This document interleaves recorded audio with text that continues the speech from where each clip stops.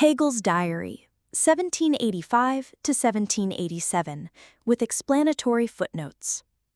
Sunday, June 26, 1785. In the morning service, Reverend Rieger, the court preacher, gave the sermon. He first read the Augsburg Confession, beginning with its preface, and then the sermon followed. Even if I had remembered nothing else, my knowledge of history would nonetheless have been increased. I learned that on June 25, 1530, the Augsburg Confession was presented, that on February 2, 1535, Württemberg was reformed, and that in 1599, the Prague Treaty confirmed the evangelical religion. They received the name Protestants from their protest against the harsh imperial resolution at the Diet of Speyer in 1529. I also recall that Luther died on February 18, 1546, and that the Elector of Saxony, John the Steadfast, was utterly defeated and captured on April 24, 1547. 1. Reverend Rieger was Stuttgart's court preacher, known for incorporating confessional texts into his sermons. The Augsburg Confession, drafted by Philip Melanchthon under Luther's guidance, became the foundational statement of Lutheran belief at the Diet of Augsburg. Duke Ulrich's 1535 church ordinance in Württemberg formally established Lutheran worship and governance. Bohemian edicts in the late 1500s, culminating in the 1609 Letter of Majesty, granted limited toleration to Protestant communities. The term Protestant originates from the Lutheran estate's formal descent at Speyer in 1529. Martin Luther died in Eisleben in 1546. The reference to John the Steadfast conflates him with his nephew, John Frederick I, who was captured at Mühlberg in 1547. Monday, June 27, 1785. No world history has pleased me more than Schrock's. He avoids the tedium of countless names found in specialized histories, yet narrates all major events, wisely omitting the multitude of kings, minor wars, where often only a few hundred men scuffled, and the like. Most importantly, he connects instructive material with the narrative. He also carefully documents the state of scholarship and learning throughout. Today was a conventus, a monthly meeting of the professors in the Gymnasium where they deliberate on matters concerning the 6th and 7th classes and discipline violators of school rules. We primi, as the representatives of the graduating class, as the rector called us, had to appear. From the 7th class were Kammerer, primus veterum, son of the court physician, Duttenhofer, Vischer, primus novitiorum, son of the revenue office secretary. From the 6th class, Boger, primus veterum, son of a lieutenant colonel. Hegel, primus novitiorum. Nothing more was presented to us but a serious exhortation to warn our fellow students not to join immoral and disreputable societies. A group of young men aged 16 to 17 and girls aged 11 to 12, calling themselves the Dagengesellschaft, or Laplanders, has appeared. The boys promenade the girls and corrupt both themselves and their time disgracefully. Among the gymnasium students involved are, from the 7th class, Vischer, Neufer, from the 6th, Staudland, among the university students, Vischer, Halsemeyer, Georgi. 2.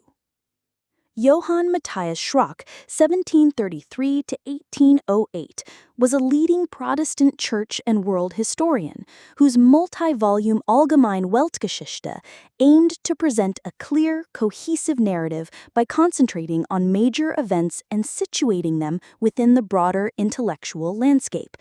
The conventus at the Stuttgart Gymnasium was a monthly faculty assembly addressing curricular issues and student discipline. Primi denoted the highest-ranked pupils, primus veterum for the senior cohort, and primus novitiorum for the junior, so Hegel, as primus novitiorum of the 6th class, was recognized as top of the newcomers. The so-called Dagengesellschaft, or Laplanders, was a youth association infamous for its licentious gatherings, condemned by school authorities as corrupting. Named students such as Vischer, Neuffer, Staudland, Halsemeyer, Georgi were fellow pupils implicated in its activities. Tuesday, June 28, 1785.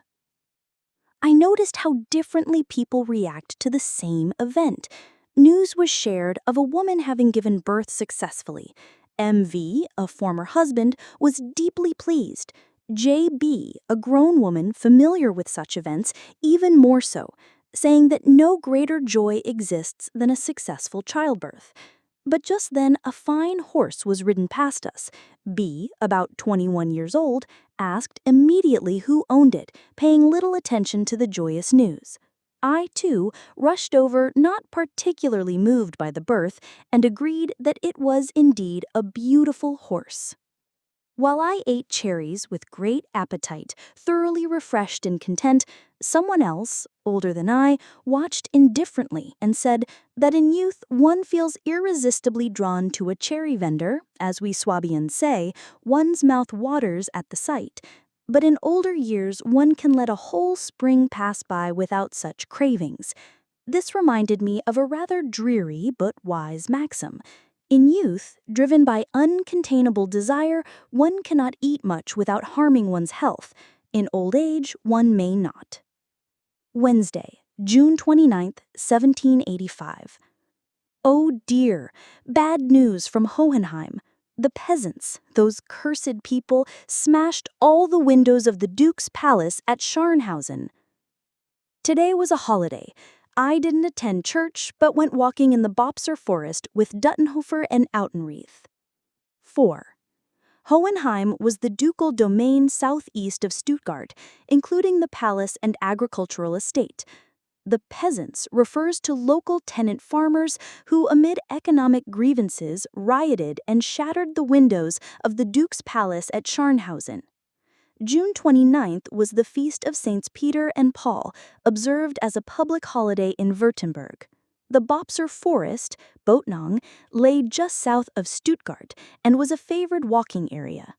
Duttenhofer and Autenrieth were Hegel's fellow Gymnasium pupils, companions on such leisure outings.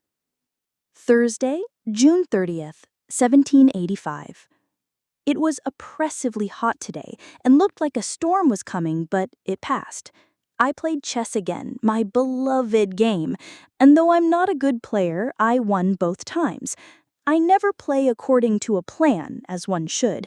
I simply start randomly, which is a great mistake, and let the game unfold. The position of the pieces determines my plan. In future, I shall try to devise a plan from the very beginning and follow it through the entire game. I note this here just so the last day of the month does not remain empty. Friday, June 1st, 1785. I have long wondered what a pragmatic history is. Today, though I don't recall who explained it, I received a somewhat vague and one-sided definition. I believe a pragmatic history is one that not only recounts facts, but also elaborates on the character of a great person, a whole nation, its customs, religion, and how these evolve and differ from other peoples.